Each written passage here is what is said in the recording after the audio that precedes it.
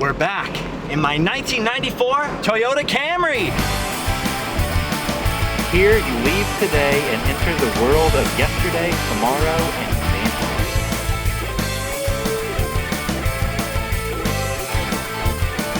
What does my 1994 Camry have to do with Walter Elias Disney and his fabulous creation Disneyland? My 1994 Toyota Camry is taking us to an incredible piece of lost and forgotten Disney, and by extension Disneyland, history.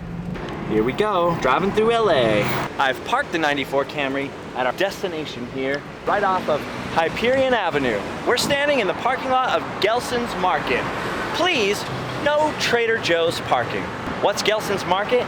It's an overpriced grocery store for the residents and denizens of Los Angeles' hip, happening area of Silver Lake.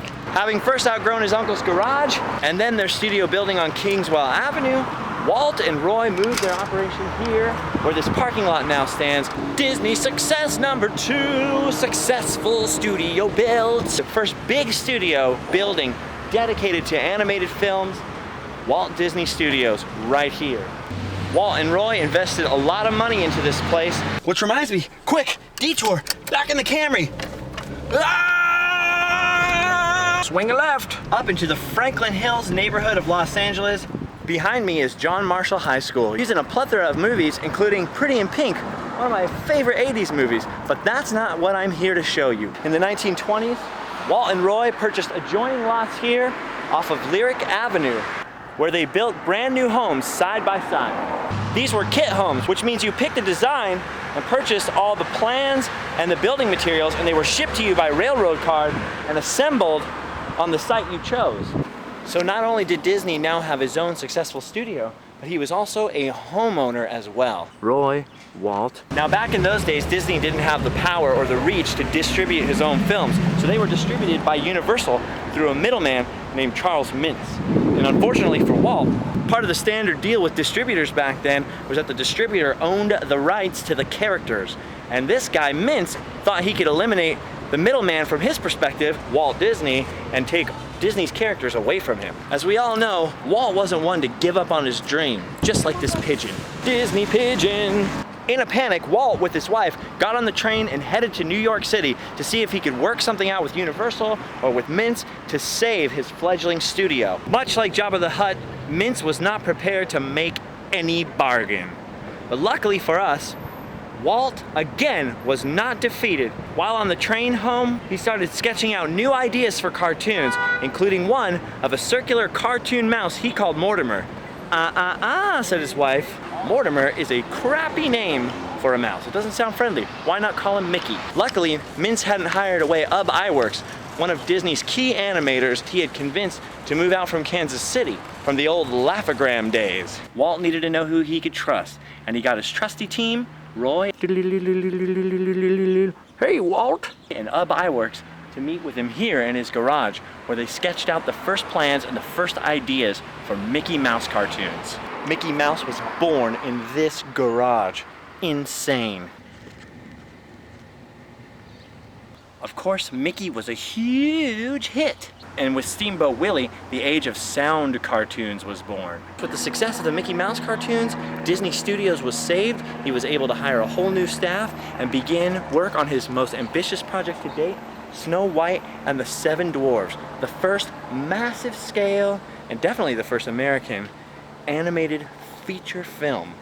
Of course, all that work took place down at the studio, so let's go back down. Usually people aren't that creative, they just come by and they go click, you know? Right. Of course, that wasn't Roy Disney back there, nor one of his descendants, but he was a very friendly homeowner. And that's a good side note. Let's make sure that when us Disney nerds and history fans come up here, we don't bug the homeowners, don't knock on their door. Come on, Walt doesn't live here anymore. There's nothing inside for you to see. Hi-ho, we have to go back down to the studio.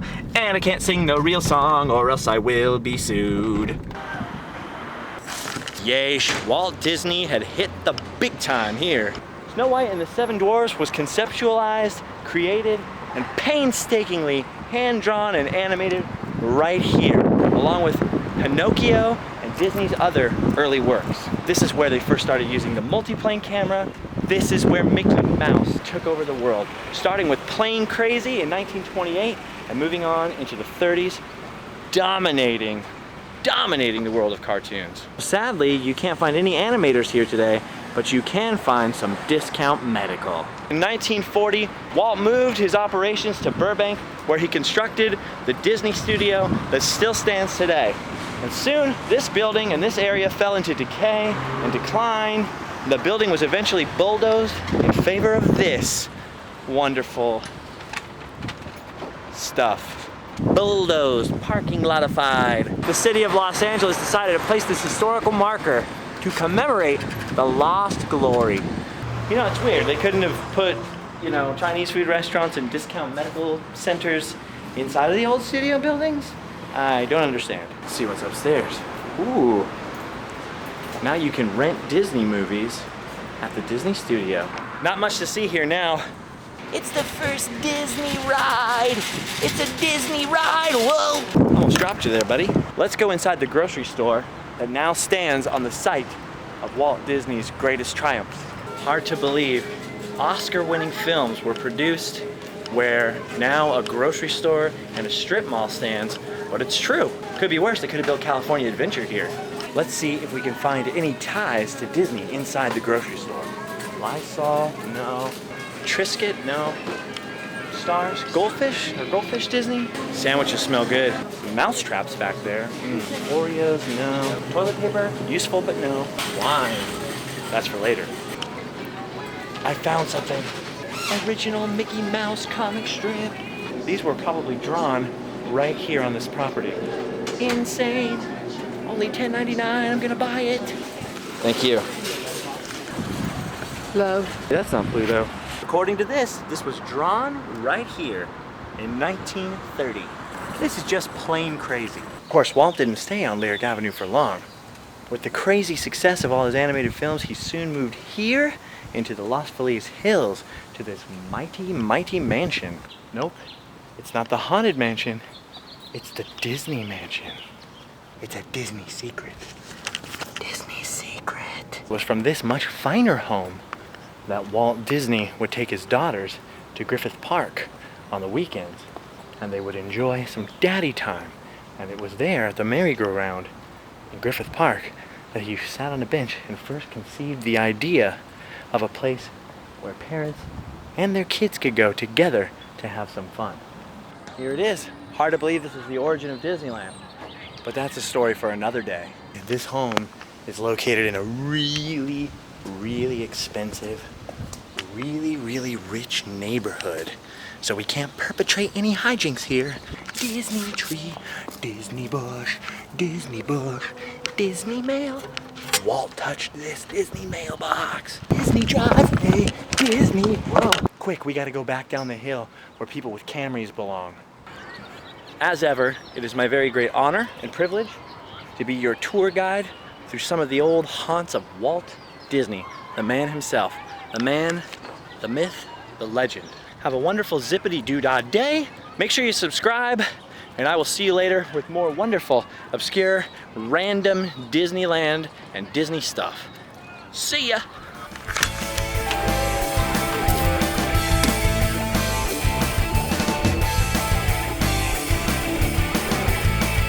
So if you want to get away from the crowds and the fun sights and sounds and smells of Disneyland, come here to this wonderful, wonderful historical parking lot, I guess. Oops, can't forget about this.